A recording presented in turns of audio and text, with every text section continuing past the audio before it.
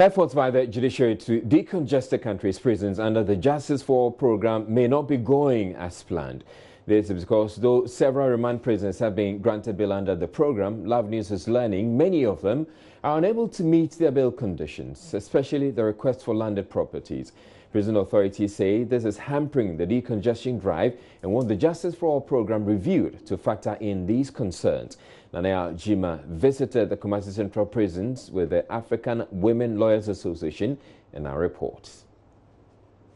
The Justice for All program seeks to review cases of remand prisoners, among others, in a bid to decongest the country's prisons. But prison authorities say those granted relief of bail under the program continue to remain in custody. Some cannot afford landed property, the bail requirement for their release. Others are not able to meet the demand of presenting public workers, or in some cases, 2 people to stand as surety for their release. Ashanti Regional Commander of Prisons, Nelson Dude, says the pressure on prisons persists despite gains made by the program. For the purpose of the Justice for All program was to ensure that prisons are decongested. Our main problem is this congestion. And after the Justice for All program, though some are often given bail, others are released outright, others are also sentenced, given custodial sentences. But given the level of people who are not able to meet the bail conditions, they are always in the majority. So the effect normally is minimal because you have a few people actually getting out of prison as a result of the Justice for All program.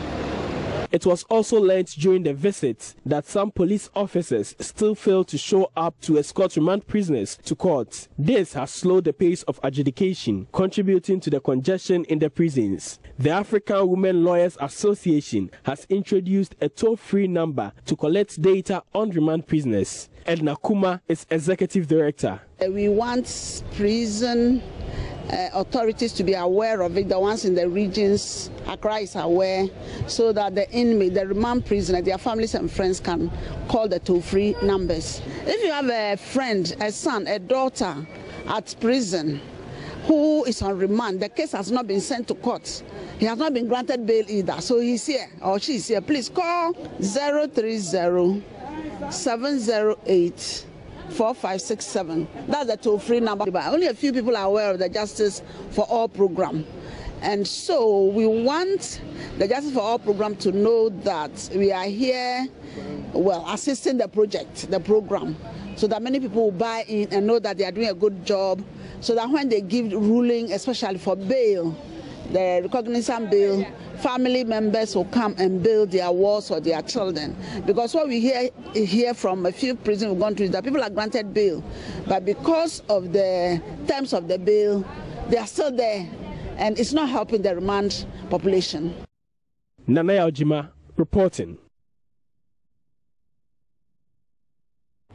Lawyers for the CEO of the Advanced Bodies Call Center failed in their attempt to secure bail for their client on Wednesday.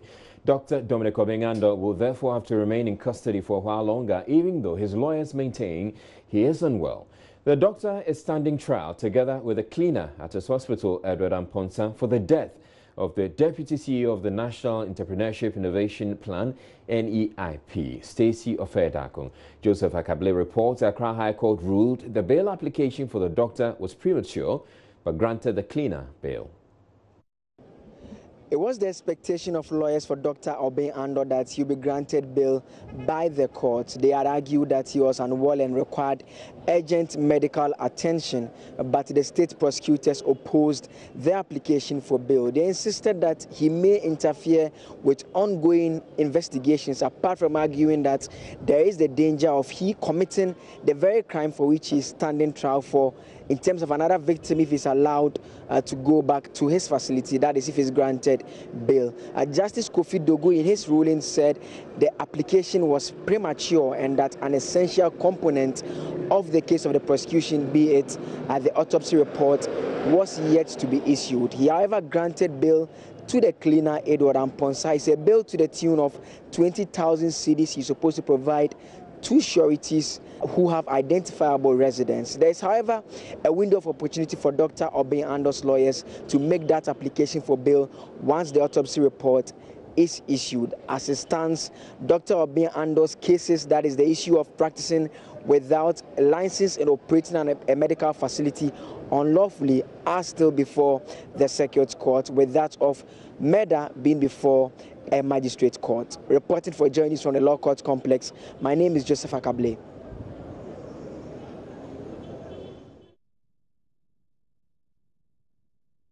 Not all citizens of affected regions will participate in the referendum to create new regions. This is according to Minister for Regional Reorganization and Development, Dan Botwe, following the delivery of the Justice Brovik Commission's report on the proposal to create 6 new regions in Ghana. The minister has been telling Joy News about some of the recommendations contained in the report. Mr. Botwe told my colleague Kojo Yangsing that only those who live in the specific areas from where petitions were received will participate. What I've been made to believe is that it's most likely the people who in the area who petitioned. They are going to answer the question. And from what as I discussed with the members of the commission after they have presented their report, so that's been the thinking, that people who have asked for the thing, because it's always championed by some leaders, our revered chiefs, opinion leaders, youth groups, come together and put across. So people want to know that, is it the case that what they are asking for is the true refreshing of the wishes, the thinking of the generality of the broad mass of the people they are leading? You understand? And therefore, that's why they all have to come and vote. And you see that there's quite a high threshold. So that is it. Yes. So they talk about other instances, East Timor, independence of Sudan, Southern Sudan. The people who wanted to leave were those who voted. They didn't ask the whole Sudan to vote. In Britain, Scotland, when they wanted to have their destiny, they alone voted. Yeah. They all did not take part in the voting. And there are maybe other states. In Canada, Quebec, not the whole country votes. Those who want to leave vote. And at times they failed to get what is the required vote. So this, what they tell me, I've been found with the considerations that made them think that those people are those who are supposed to vote. The minister said he expects the processes to create the new regions will be completed by the end of the year. We started a lot of consultations because we thought it's a new thing. Like Mr. President said, it's a whole new area. We have never used this constitution to chart discourse. And so we have to read a lot about what has happened before, the history of the country, the regional creation. We have to rely heavily on the regional House of Chiefs and other institutions for guidance and advice. So there certainly was a roadmap. We kept the Data Commission in view all the time because we knew that there should be a time where there will be a referendum. For example, last year we wrote to the Commission to at least alert them there was a need to have a provision made in their budget for 2018 that the possibility of having a referendum, and that was done. Then, as Mr. President gave them Commission 6 months, by the end of April, it became clear that they need extra time. We also informed the Commission that, well, the Commission inquiry may now present their report ending June, and therefore, if they recommend that there should be a referendum, they should also get prepared. They will also come out with the things they will need to make sure that. So they also have a roadmap. But we had meetings with them in this office about 3 weeks ago about the possibility of, their roadmap, what they will need, upgrade of their machines, opening of the voters register, exhibition, and all of that. Yeah. But of course, they had to wait for this report to know where the places where the referendum is going to be held. That will let them have an idea of the real budget they will need. But we'll be in touch with them. There's correspondence that confirmed that we have been meeting and they have been planning. Leadership of the... Well, we expect that by the end of the year this referendum should take place.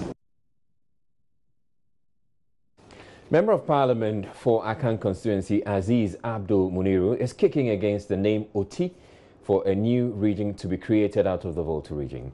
He says the name is not originally Ghanaian and he is suggesting Volta North region instead. He spoke with parliamentary correspondent Joseph Opoku-Gakpo. I have a big concern about the name because Oti, all we know is a name of a river that originates from northern part of Togo. The actual name is Wete, not Oti.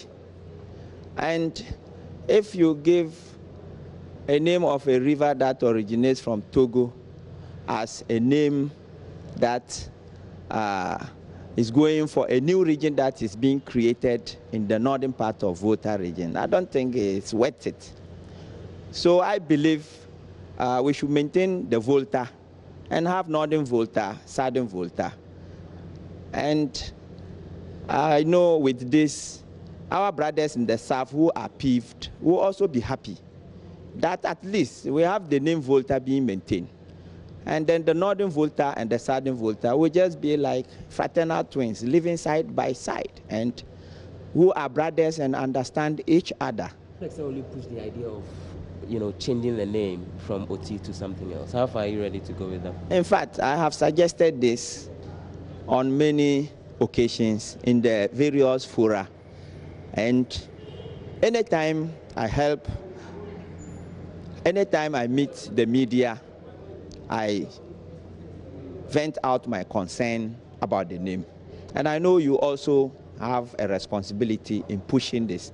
So carry it out there. I'm also doing my personal thing, and I believe together we shall achieve a common goal.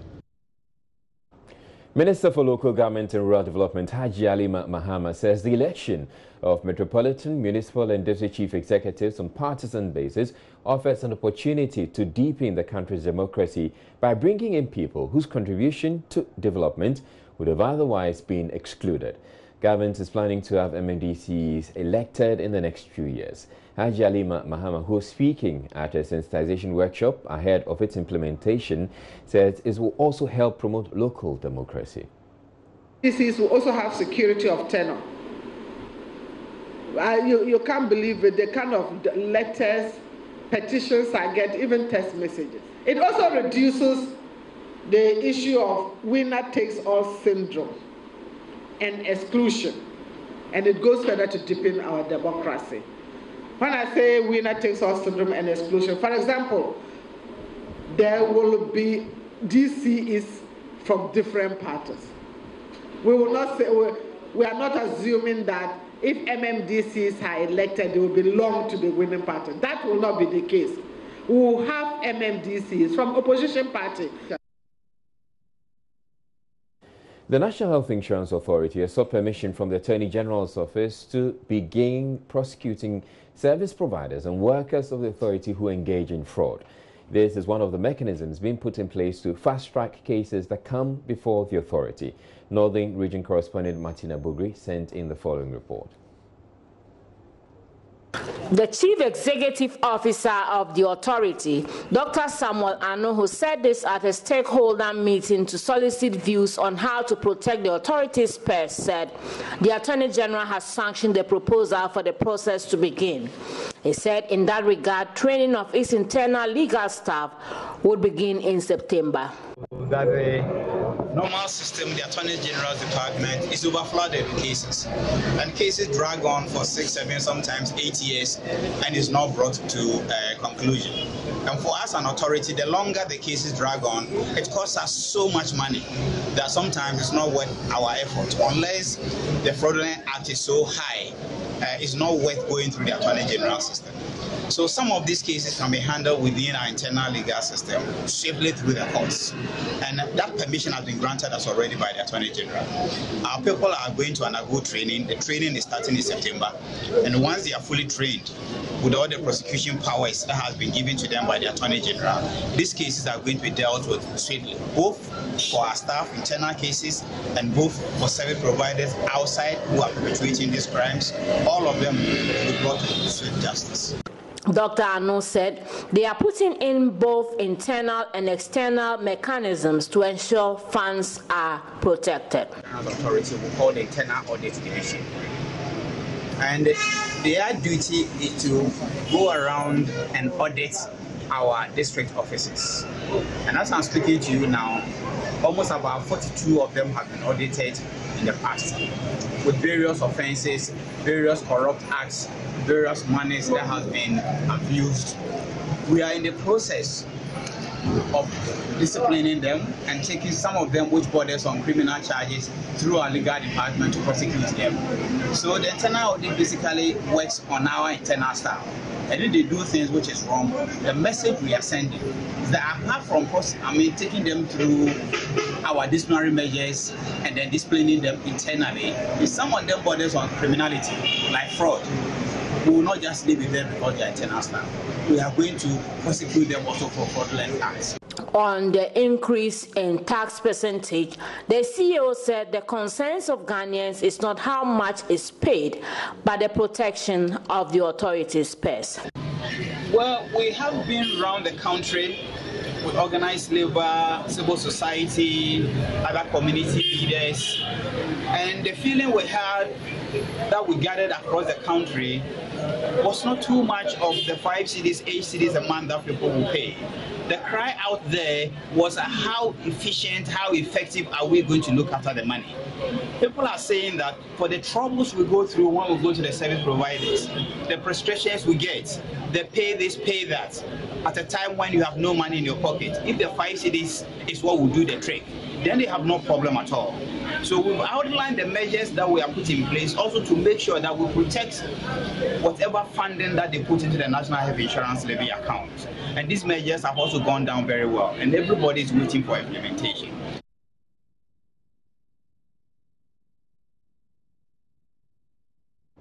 We're taking a break here on Joy News Prime to bring you business news. And coming up in business, industrial sector leads economy to record significant growth in GDP figures for the first quarter of 2018. And also still ahead in the bulletin, Who Watches the Watchman, the rebuttal to Anas Aremi Anas's number 12 documentary on corruption in football is premiering tonight, and we'll be going over live to the venue.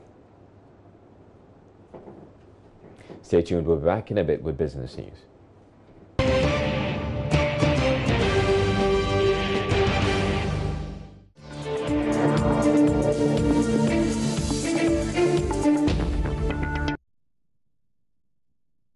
Hello, good evening to you and welcome to business.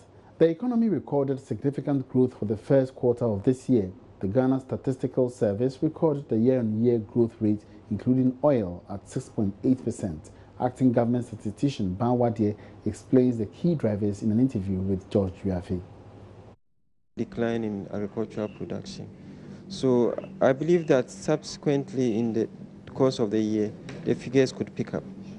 That is, we would measure and find out whether the activities like planting for food, is it food and jobs?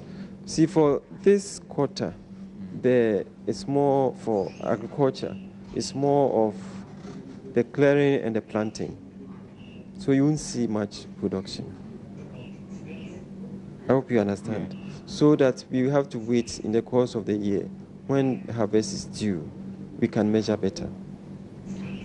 Are we seeing industry's performance being sustained, or going forward it will be a performance that will be sustained, that it could again even structurally overtake the other sectors, for us to even see that we are inching towards an industry-led economy, or still services sector will have the hold on the economy? For this quarter, the quarter figures that we have just released, services had a share of GDP of about 60.6%. We had industry a share of about 25 plus, and agriculture 11 plus, almost 12. These are the shares that we have now. The share of services is still huge. The share of the GDP is still substantial. More than half of the GDP is accounted for by services. And the rest is industry comes second, and then agriculture comes third. Do you think that we've gotten to the stage where we can call ourselves as a service-led economy? Currently, that is what is leading the economy. That is what is. So that is what we can call that. Yes, but we have the contribution of industry, particularly oil. The Peasant Farmers Association is calling for an increase in budgetary allocation to the agri sector ahead of the mid-year budget review. Speaking to Joy Business, the programs officer of the association, Charles Nyaba, said although there has been some increment in allocations recently, it must be done appropriately. Ghana is among the African Union countries that made a commitment to the 2003 Maputo Declaration to increase investments in the agriculture sector to at least 10% of the entire national budget. However, this goal is still yet to be realized. Programs Manager for the Peasant Farmers Association, Charles Nyaba, is therefore reminding government to increase its allocation to the agri sector in accordance to the declaration. African countries in 2003 in Maputo committed themselves to increase the public funding to at least 10% to the agriculture sector, which was to lead to 6% growth. As we speak, Ghana have not been able to even make it up to 5%. In February, we were in Gabon to actually take stock of how our countries are making progress towards achieving the CAADP commitment. Out of the 48 countries who signed onto the commitment, only 20 countries were on the path of achieving the CAADP.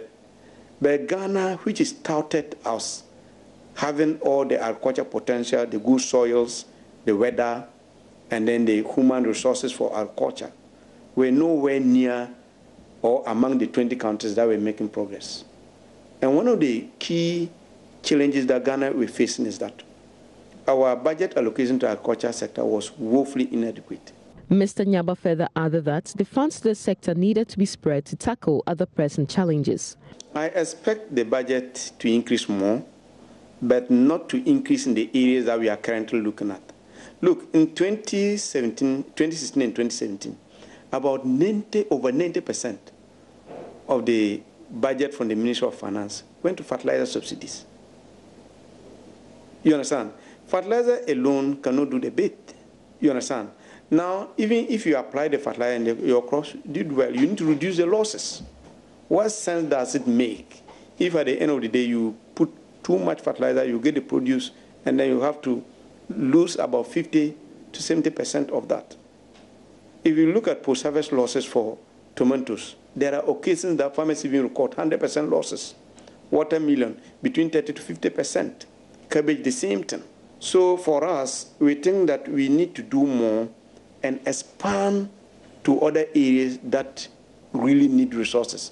We shouldn't just limit our resources to fertilizer subsidy. Sheila Tamaklu for Joy Business. Bond Savings and Loans has launched its 10th anniversary with the resolution to stay in the savings and loans sector as market leaders as far as technology is concerned. CEO of Bond Savings and Loans, George Ofosuhene, says his outfit continues to engage financial technology firms to remain relevant to government's interoperability agenda in the financial sector. There's more in this report.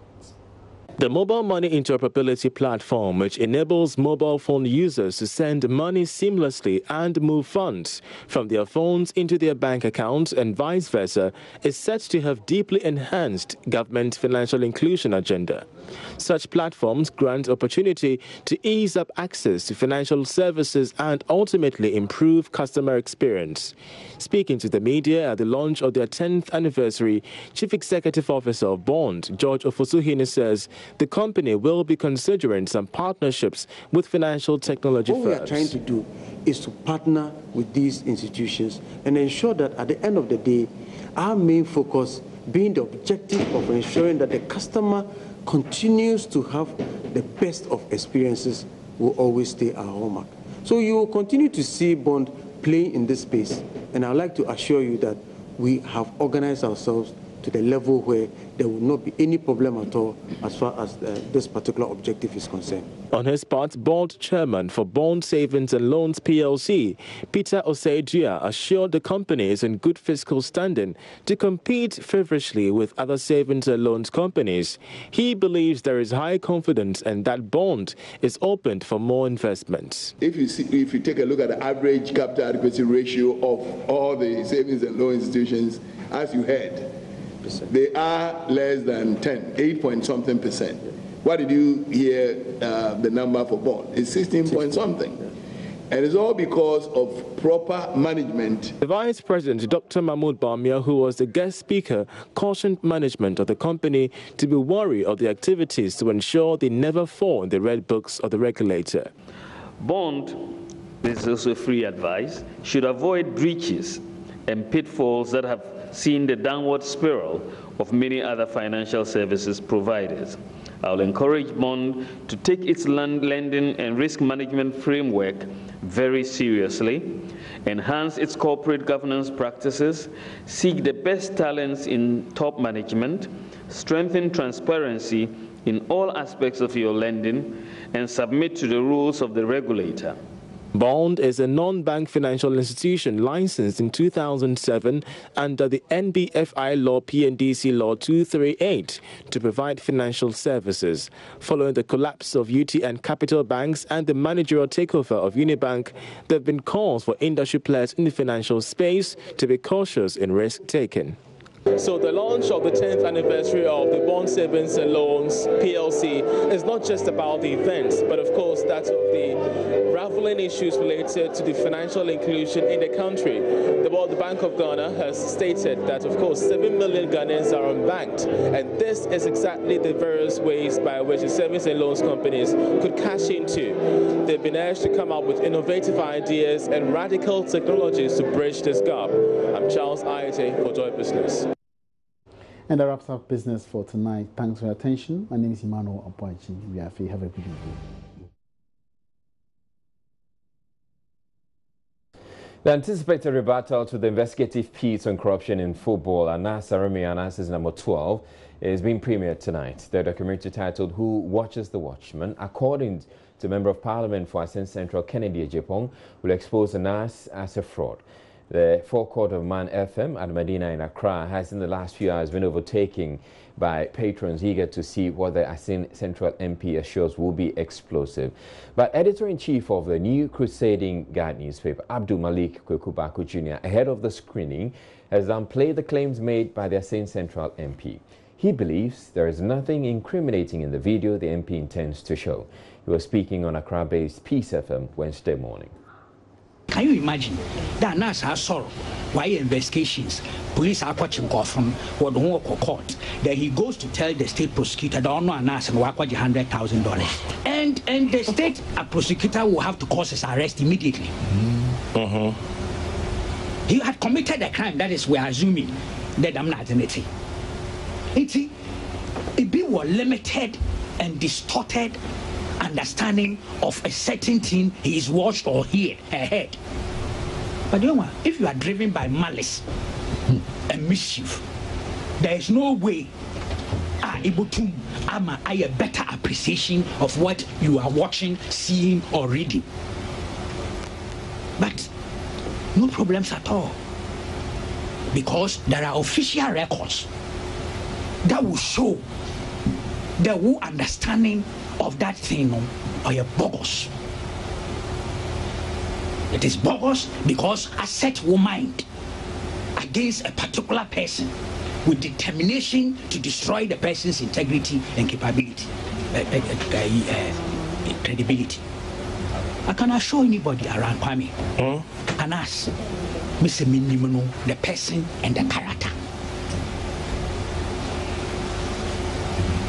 He will stand tall after all this. I repeat, he will stand tall, very, very tall. Because Onji Bianiska, in order to drop any investigations or to delay people from there. What's a 55 or investigative 55 SEPS officials? 11 pen or court. First of all, he's not the one who selects who should go to court. But if there are other SEPS officials at what's a one who try, why don't they come public? And they should come and show us how much they paid, where they paid, and when. They should come and tell us that they were caught stealing from the state, and they engaged Anas and compromised him, and today they are walking around free. They should come and tell that story to Ghanaians.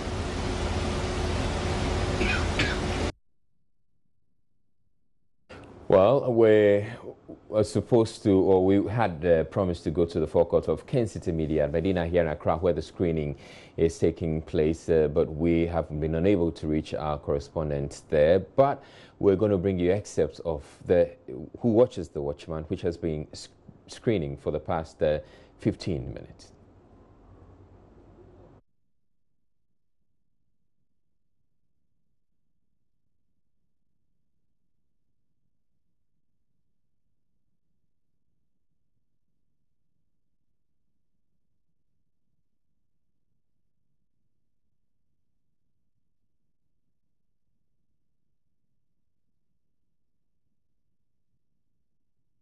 No.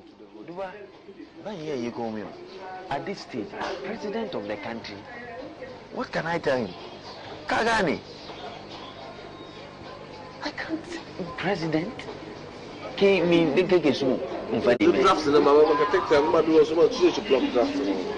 No, everything has been blocked. There's a letter has been sent to the bank right now. It's left with $300,000 from his account.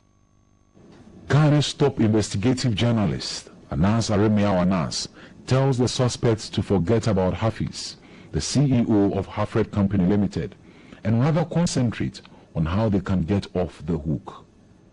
A letter is being sent to, this is a national issue. What about those who transfer to us? Now the transfers will all reflect. So they will start moving. Should I call my bank first? No, hold on. First of all, I think that you have to clear yourself. That's the most important. To the police? Yes. I think you have to clear yourself. You have to know the story that you are going to, which will be credible. First of all, I will present stories to the high up first before. All right, let's go over live now to the forecourt of Ken City Media at Medina here in Accra, where the screening of Who Watches the Watchman is ongoing. Ernest Menu joins me live. Ernest, you have been watching Who Watches the Watchman for some time now. What can you tell us from that documentary, what you've watched so far? Stealing all the accounts. Well, Israel, it's difficult hearing you because of the volume of the speakers we have right here. But if you're asking about what has happened so far, we had the CEO of Ken City Media, Ken Japon, address the media before the screening of this 45 minutes video. The place is full of people here.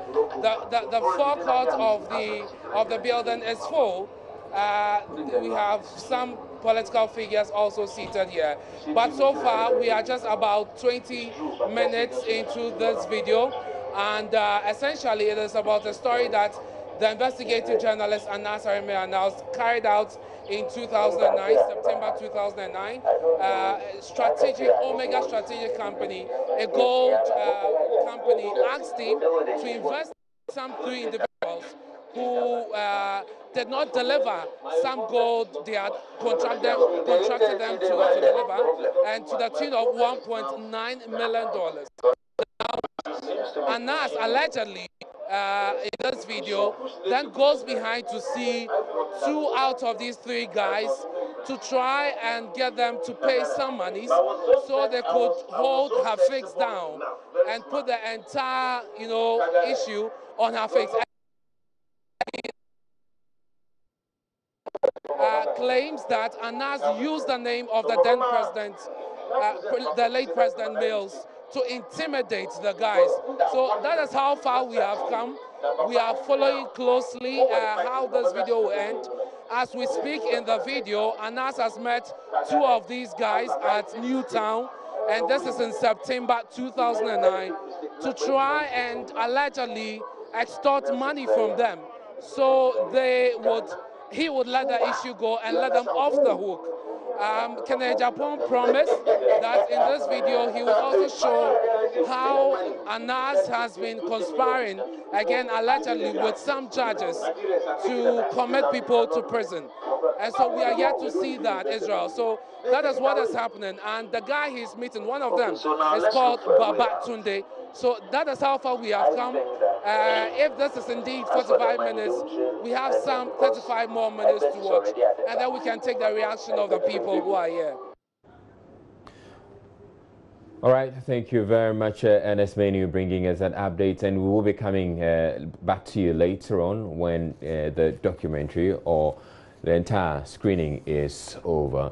Meanwhile, Anas Aremeyan Anas, the investigative journalist, is making he's appearing on the Joy FM Super Morning Show tomorrow morning. That's on Thursday morning, so you can make a date. It's an exclusive interview with Daniel Dazi. So Daniel Dazi is hosting Anas Aremeyan Anas, the investigative journalist who did the number 12 documentary on corruption in football in Ghana. So do make a date.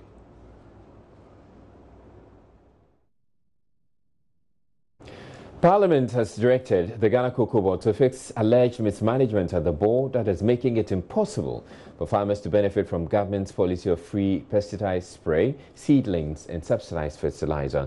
MPs from cocoa growing areas raised concerns on the floor Wednesday that their farmers are not benefiting from the policy. They also drew attention to the poor road network in cocoa growing areas and demanded government works to improve the lives of cocoa farmers. First Deputy Speaker Joseph Osei Owusu directed that the House conveys its concerns to Cocoa Board to fix the challenges. The cocoa sector faces so many challenges, such as loss of about 30 to 40% of cocoa trees to pest and disease, low productivity due to limited knowledge on modern farming techniques, limited access to finance to purchase input supplies and quality planting material, aging farming population. If you go to the cocoa growing areas, the chemicals that are used in spraying the cocoa are kept with some group of people, and others don't get access to the chemicals. And so if there's an outbreak of a particular disease, it affects the productivity or it affects the production, and in general it affects our economy. Mr. Speaker, another factor that goes to increase the production of cocoa is the application of fertilizer. Mr. Speaker, it will interest you again to know that at some point in the year, the cocoa farmer cannot even afford 50 Ghana cedis to buy fertilizer. I call on Cocoa Board to do a review of this arrangement so as to ensure that our farmers benefit from this arrangement. Mr. Speaker, I must also mention that every year when we are approving the budget, a percentage of what is supposed to go to the cocoa farmer is what is set aside for the procurement of this insecticide. In other words, the insecticides are bought by the cocoa farmer themselves. I visit my constituency, and the complaints I get just about 3 months ago is that we are not getting enough. The challenge is that in between, somebody is not doing his work well. So it's regrettable that none of the deputy ministers or the Minister of Agriculture is here. Honorable Kwetu, I'm instructing you to inform Cocoa Board that whatever bottlenecks there are, they should remove them so that the farmers get the chemicals. We know they procure them. In between, there are bottlenecks. The farmers don't reach.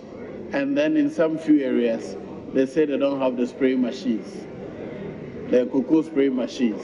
That one too, please make sure that the farmers do get them so that the investment we make is meaningfully to the benefit of the farmers. Vice President Dr. Mahamudu Bawumia has charged the Internal Audit Agency Board to ensure that it works towards achieving government's vision of a Ghana beyond aid. Speaking at the ceremony to swear in the board, Dr. Bawumia said it is imperative to use available resources judiciously if the target is to be achieved.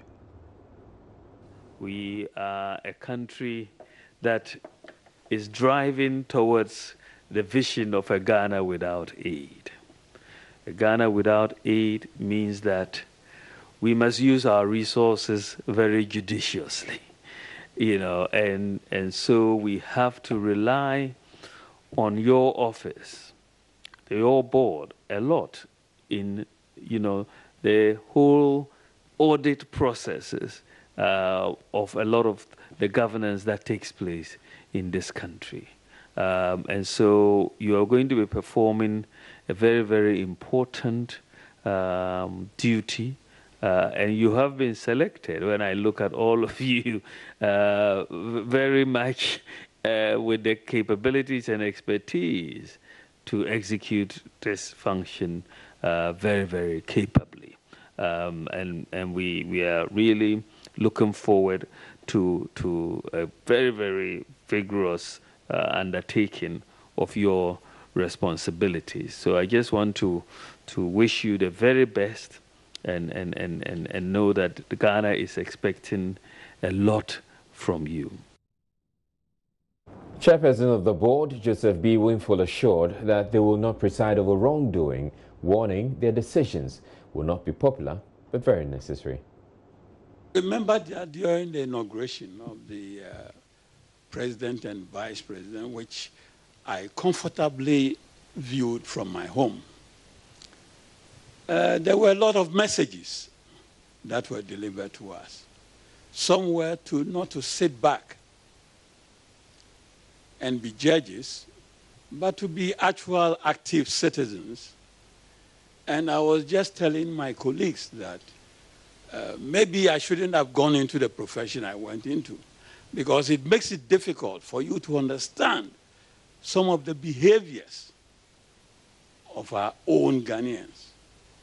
And so I was just telling them that, the difficulty is not the systems, not the procedures, but it's the people which you have. So if His Excellency the Vice President is saying we have a huge task ahead of us, then I can assure you that what he is trying to tell us is that you're no more going to sit back and say, oh, it's not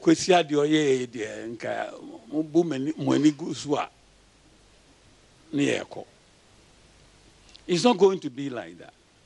And I'm very confident, looking at our leaders, that both the President and the Vice President will easily stand up and ensure that we have the freedom, we have the authority to do the work we are going to do. Because it's not going to be very popular, but it's going to be very necessary. So on behalf of my colleague board members, I think, Your Excellency, I can assure you that we're not going to be listening to, we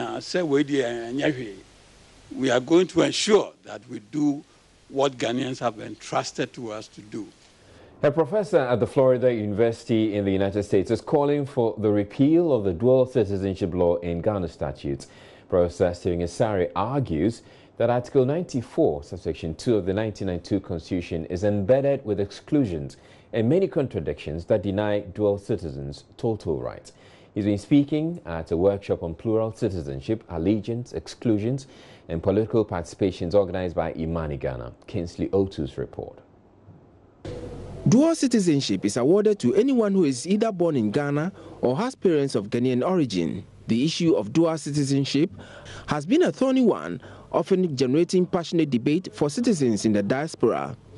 But speaking at a workshop on plural citizenship, allegiance, exclusions and political participation, Professor Stephen Asare says dual citizenship has been misapplied and exploited for political gains, arguing that the allegiance article as a basis for exclusion is untenable. Here are some more paradoxical results. A dual citizen can be deputy IGP, but not IGP. He can be a lieutenant colonel, but not a colonel.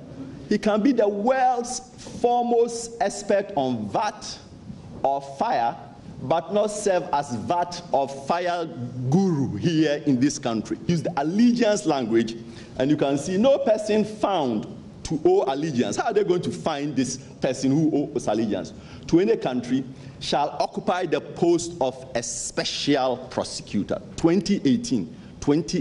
What is so special about a public prosecutor that we have to exclude some Ghanaians from being able to serve in that capacity if they are qualified?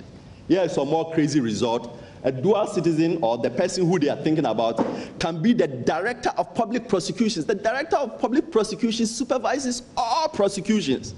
You can be the director of public prosecutions.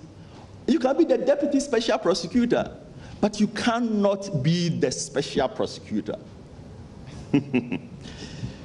He says statutory exclusion in the law is contradictory and ridiculous, setting unbridled limitations on plural citizens.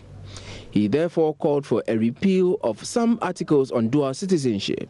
The plural citizenship article that attempted to resolve the problem actually botched it. The legislative sanctions, the statutory exclusions, the tier 3 exclusions are corrosive of democracy, constitutionalism, and equal citizenship, and must be summarily rejected. And I am calling here again, using this platform, to repeal the allegiance article, to repeal the plural citizenship penalty article, to repeal the big statutory exclusion section, and to repeal the small statutory exclusion section. I would say that these exclusions are antithetical to the principles of equal citizenship, which not only animates the 1992 Constitution, but was the basis for the union that we created in 1957 after independence from the United Kingdom. Ghana amended its nationality law in 2000 and came into effect on 1st November 2002 in accordance with the provisions of the Citizenship Act 2002.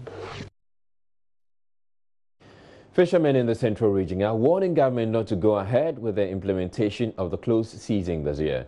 According to the fisher folk, the decision to implement such a policy will further deepen their woes, since August, the month for the implementation of the policy, is their bumper harvest. The fishermen say they will disregard the implementation if government still goes ahead with it. Richard Kojonyako has more.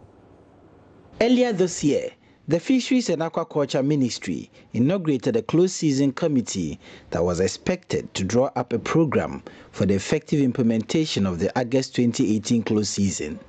The closed season, which has the objective of reducing excessive pressure on and over exploitation of fish stocks in Ghana's marine waters, forms part of the strategies outlined in the Fisheries Management Plan of Ghana to sustainably manage Ghana's marine fisheries resources.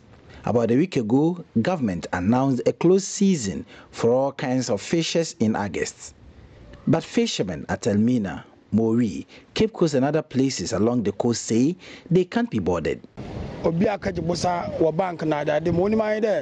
July, August, September, on bumper season, family. Some people have gone for loans towards the July, August, September fishing season. That's our bumper season. So if you tell us that we should not work for this period, then it becomes a difficulty. We've heard that the committee itself did not recommend August for obvious reasons. What do I mind? August now, or this course is in Baban. I'm waffle for them. And so I want that still. I insisted on obey. Eja Bedu is a fisherman at Elmina. Bedu says the Fisheries Ministry is to blame for the agitation, since very little consultation and sensitization has been done. Because friendly Ben or Ghana ha, ever catch a local fisherman Ben or Ghana, ever catch and there. I guess Monko Pawatwasi. Yet may no in soup, Apple, your time boy, Apple, oil in pa. Which fishermen will agree to this kind of close season? This is the main time that we have our bumper harvest. We are appealing. It is not that we are just resisting government decision. We are not kicking against the close season. But the month of August is what we do not agree to.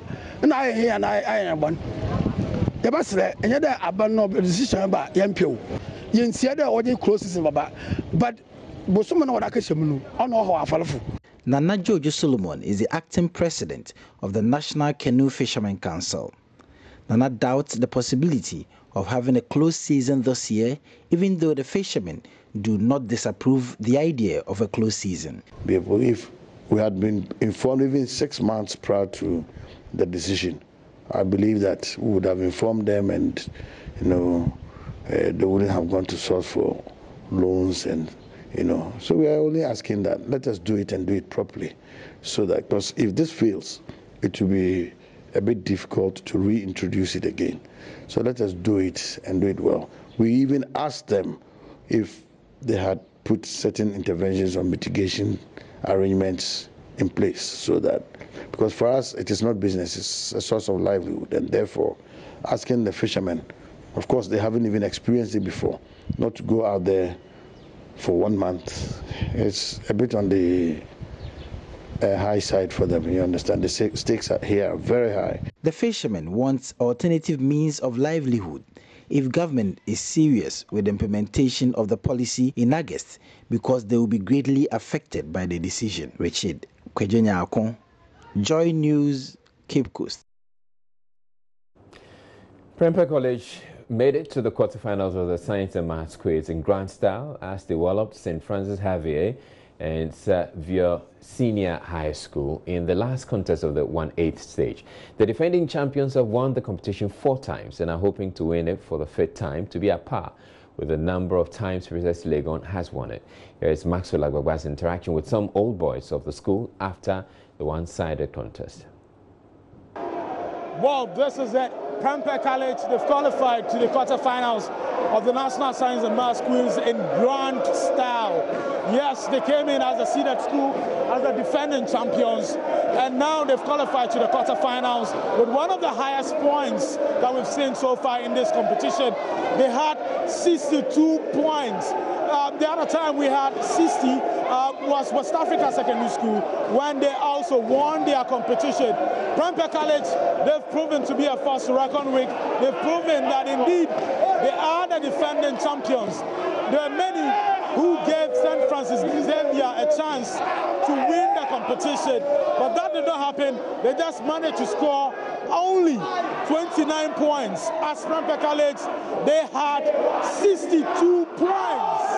Now, what else? The celebration definitely is going to continue into the evening. Prempeh College, coming again, and the people say, Prempeh College, coming again, and the people say, Prempeh College. Let's now speak to some of the old students. Let's find out from them how they are feeling after this spectacular performance from Prempeh College. The excitement would continue deep into the night. How excited are you right now? 62 points. You can see St. Francis Xavier. Was it 62? I thought 66. 62 points for Prempeh College. It was just a small gap. Next time, we'll make sure we give about 95 gap. It's a promise. We are coming like a kite. Prempeh College is coming like. We are winning. We have to win. Whatever we do, we are winning. We are winning. We are winning. We fought. We are winning. We are winning. We are winning.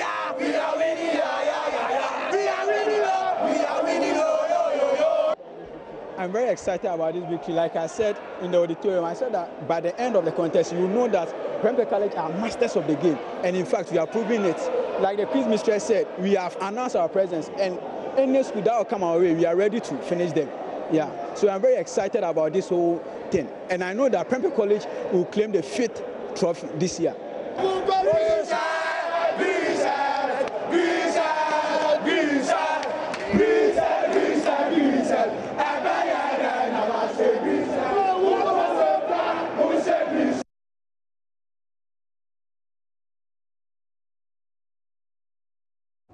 Well, the 21-year-old man who developed complications after undergoing surgery at the Greater Accra Regional Hospital earlier this year has been given a lifeline. Doctors at the facility have taken him through another surgery to correct the anomaly. My colleague Kojo Yangsing has been interacting with him. First time he was stitched, apparently the wound opened up again. Gaped, yes. Yeah. So what did you do this time around? Well, the first one, the technical difficulty was that he had infected material in his abdomen. So that's technically more difficult than my state where everything had been cleared by the first surgeon. So mine was easier because his abdomen was virtually clean. But in the first instance, because he had pus, then even when you close it, the pus, in as much as you've suctioned everything, will try and find its way out. And that's usually what leads to the infected wound and causes it to gape. Yes. But I didn't encounter that in the second instance. Everything else was clean. So all I needed to do was to breach the ends of the fascia and augment it with a mesh, and then try and refashion out his umbilicus and then excise the scar. How long was he in surgery for? I think it was an hour and 5 minutes, I think, yes. Relatively not a very long. It's relatively not a very long surgery. So it's very good to see you, Harrison. Yes, sir. I can see that you're looking very different. Oh, yes, please. Yeah, your stomach is flat now. Yes, please. Good, good. Now, you were brought in a few days ago, about a week ago. Yeah. To correct it. Yes, please. Tell me, how has it been since you came back? Oh, as I came, actually, after the surgery, the way the nurses and the doctors were taking care of me, I actually appreciate.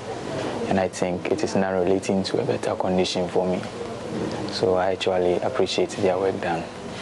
Now, I remember when you first came to us with this story, you didn't really understand anything that had been done to you. Yeah. Do you now understand? Yes, please. Okay, what have they explained to you? Actually, I was explaining how the first one have been and actually related to the second surgery to be done. So the doctor gave me an explanation of it, and I think I'm now clear with it. And also explain how he's going to do the second one for me. And then I think I concord with him, and everything was done successfully. Yeah. So how are things here on the ward? Are you being fed and looked after? Oh, yes, please.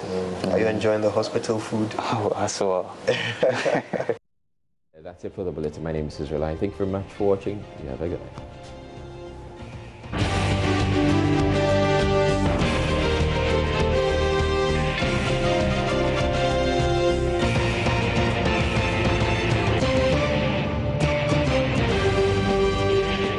This is Joy News Prime.